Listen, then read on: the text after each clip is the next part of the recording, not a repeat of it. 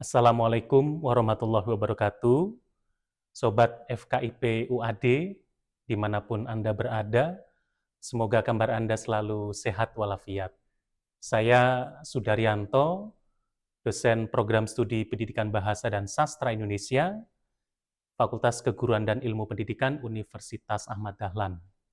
Kali ini, Sobat FKIP, saya menyampaikan hal yang menarik dan itu sangat aktual, yaitu tentang Peraturan Menteri Pendidikan Dasar dan Menengah Nomor 2 Tahun 2025 tentang pengawasan bahasa Indonesia antara regulasi dan realitas kebahasaan.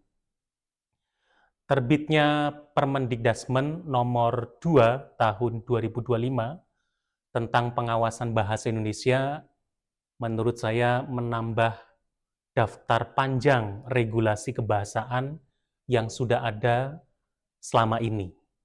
Tentu kita tahu regulasi ini dimulai dari induknya yaitu Undang-Undang Dasar 1945 dan di dalam aturan itu tersebut bahwa bahasa Indonesia sebagai bahasa negara. Kemudian itu berlanjut dengan terbitnya Undang-Undang Nomor 24 Tahun 2009 tentang bendera, bahasa, dan lambang negara serta lagu kebangsaan. Di undang-undang ini juga sangat jelas bahwa bahasa Indonesia menjadi bahasa resmi dan bahasa kenegaraan. Kemudian ditambah lagi adanya Peraturan Presiden Nomor 63 Tahun 2019. Itu juga tentang penggunaan bahasa Indonesia. Dan regulasi-regulasi ini saya kira sangat mendukung bagi pengembangan dan pembinaan bahasa Indonesia. Hanya saja yang menjadi menarik adalah apakah Permendikdasmen nomor 2 tahun 2025 ini adalah membawa dua aspek yang menurut saya cukup penting kita perhatikan. Pertama, dari sisi regulasi kebahasaan.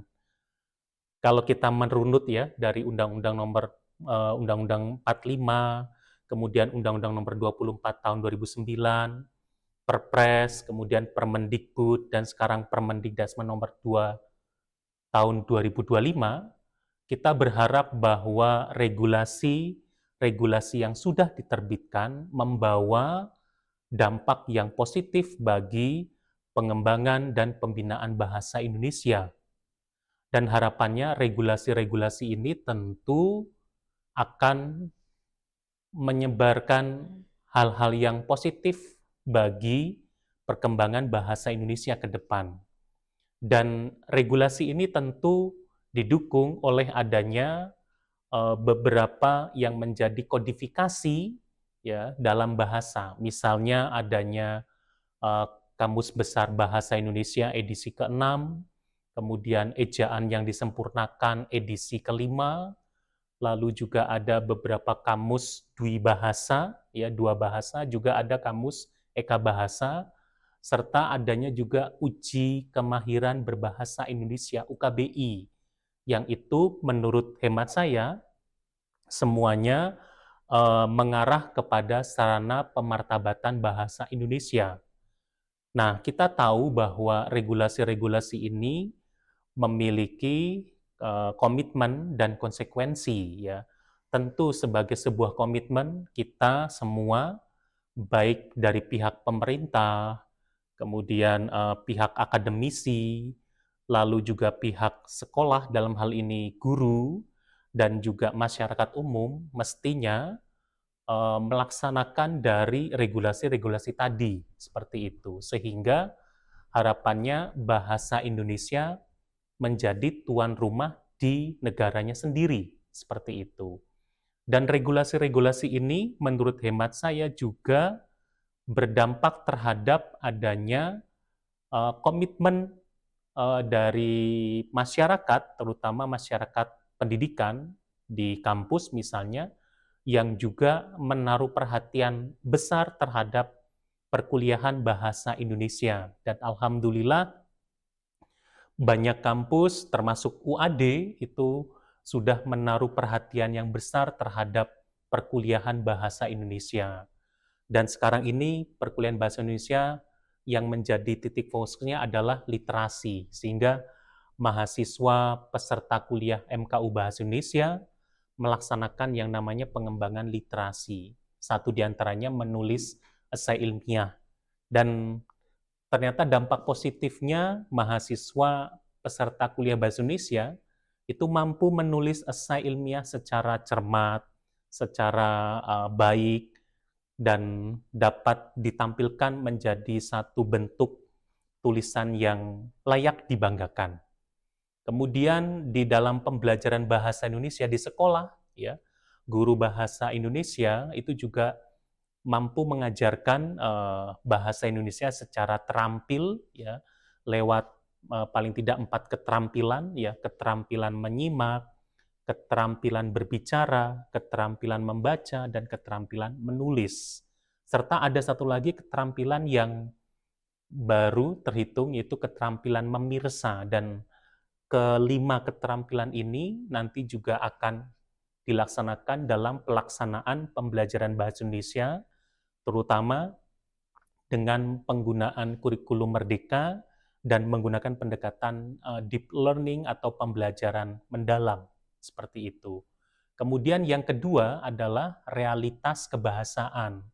Nah, kita berharap Permendikbud nomor 2 tahun 2025 ini tidak sekadar menjadi apa istilahnya peraturan yang sekadar ditetapkan saja, tapi lebih dari itu kita berharap Permendikbud nomor 2 tahun 2025 tentang pengawasan bahasa Indonesia dapat juga menjadi sarana perbaikan ya untuk realitas kebahasaan bahasa Indonesia di tanah air. Sebab kita tahu ya kosakata asing begitu banyak bertaburan di ruang publik. Nama perumahan, nama hotel, nama tempat pemukiman ya banyak ditulis dalam bahasa Inggris. Dan ini kita tentu bisa memahami bahwa ternyata masih ada kendala di dalam pembinaan bahasa Indonesia yang tujuannya dapat mempertabatkan bahasa Indonesia. Nah, untuk itu realitas bahasa Indonesia ini perlu sekali kita terapkan ya sehingga nanti harapannya bahasa Indonesia dapat tampil menjadi bahasa yang punya martabat yang luar biasa baik di dalam negeri maupun di luar negeri. Nah, apa yang dilakukan oleh Badan Bahasa serta Balai Bahasa di tingkat provinsi atau kantor bahasa di tingkat provinsi itu juga sudah sangat baik ya. Di antaranya penyelenggaraan uji kemahiran berbahasa Indonesia yang dapat meningkatkan kemampuan bahasa Indonesia, kemudian perkuliahan bahasa Indonesia di sejumlah perguruan tinggi juga sangat baik, lalu pembelajaran bahasa Indonesia di sekolah atau di madrasah juga demikian. Nah, fakta-fakta ini saya pikir dapat menjadi hal-hal yang juga perlu atau patut dibanggakan begitu di tengah realitas kebahasaan yang memang kita menyadari bahwa masih banyak masyarakat Indonesia yang dari segi kemampuan berbahasa Indonesianya masih terbatas dan penggunaan bahasa asing juga masih sedemikian meluas begitu sehingga ini menjadi tugas bersama untuk melakukan pengembangan dan pembinaan bahasa Indonesia secara sistematis, terstruktur, dan kemudian berdampak lebih luas begitu. Nah, saya kira dalam hal ini bisa misalnya dilakukan oleh pihak perguruan tinggi negeri atau perguruan tinggi swasta, dan kemudian dibantu oleh pihak sekolah atau madrasah, kemudian pemerintah juga dapat menjadi menjadi mitra yang mendukung untuk pemartabatan bahasa Indonesia begitu. Kemudian yang juga tidak kalah pentingnya, kita bersyukur ya bahwa bahasa Indonesia telah dijadikan sebagai bahasa internasional di dalam sidang UNESCO pada tanggal 20 November 2023 yang lalu. Ini artinya bahwa bahasa Indonesia sudah menjadi bahasa yang diakui secara internasional, dan untuk itu kita melakukannya dengan program Bahasa Indonesia bagi penutur asing atau disingkat BIPA. Dan lewat pembelajaran BIPA, pengiriman tenaga pengajar BIPA ke luar negeri, kita berharap bahasa Indonesia dapat menjadi bahasa yang diakui di tingkat internasional atau di kancah global. Dan kita berharap juga para Indonesianis di luar negeri dapat juga mempromosikan bahasa dan sastra Indonesia serta budaya Indonesia, sehingga pembelajaran BIPA dapat berkembang dari tahun ke tahun, dari masa ke masa. Dan kemudian yang tidak kalah pentingnya, kita sebagai pemilik bahasa Indonesia juga tentu harapannya tetap menghargai, mengapresiasi, serta menghayati dan menggunakan bahasa Indonesia secara baik, benar, dan bijak.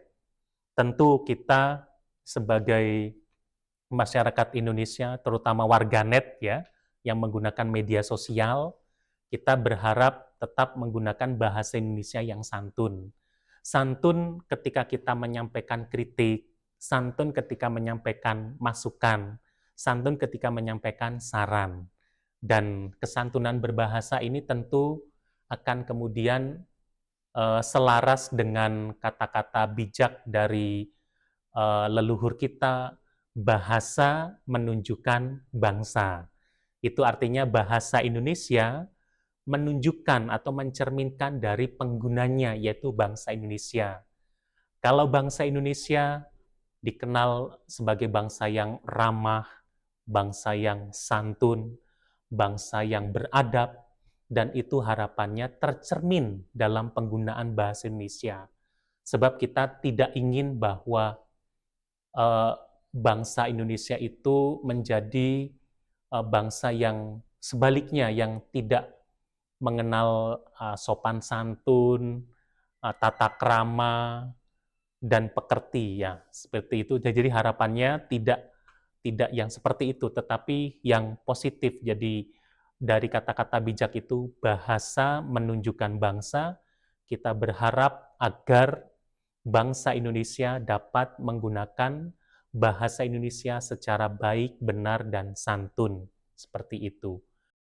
Kemudian yang berikutnya, kita juga berharap bahasa Indonesia menjadi bahasa internasional, sebagaimana di pasal 45 Undang-Undang Nomor 24 Tahun 2009, bahwa bahasa Indonesia menjadi bahasa internasional, dan ini cita-cita kita bersama ya, masyarakat Indonesia, untuk terus menggelorakan, mendukung, dan membuanakan bahasa Indonesia menjadi bahasa internasional, sehingga orang asing akan bangga berbahasa Indonesia. Jika orang asing saja bangga berbahasa Indonesia, apalagi kita sebagai pemilik dari bahasa Indonesia, seperti itu. Dan kemudian yang juga tidak kalah pentingnya, bahasa Indonesia itu juga diakui di di dalam negeri ya, artinya kita juga menggunakan secara baik dan benar, sehingga jangan sampai terjadi secara regulasi kedudukan bahasa Indonesia sangat kuat, tetapi ketika realitasnya di lapangan justru malah lemah, dan ini menjadi tanggung jawab kita bersama agar bahasa Indonesia tetap menjadi harapan bagi masyarakat Indonesia untuk bersikap lebih santun, lebih baik, dan lebih beradab. Yang terpenting bahwa bahasa Indonesia karena menjadi milik kita bersama, maka perlu kita rawat, kita jaga, kita gunakan dalam keseharian. Tentu Kalau tidak kita yang merawat bahasa Indonesia, lantas siapa lagi?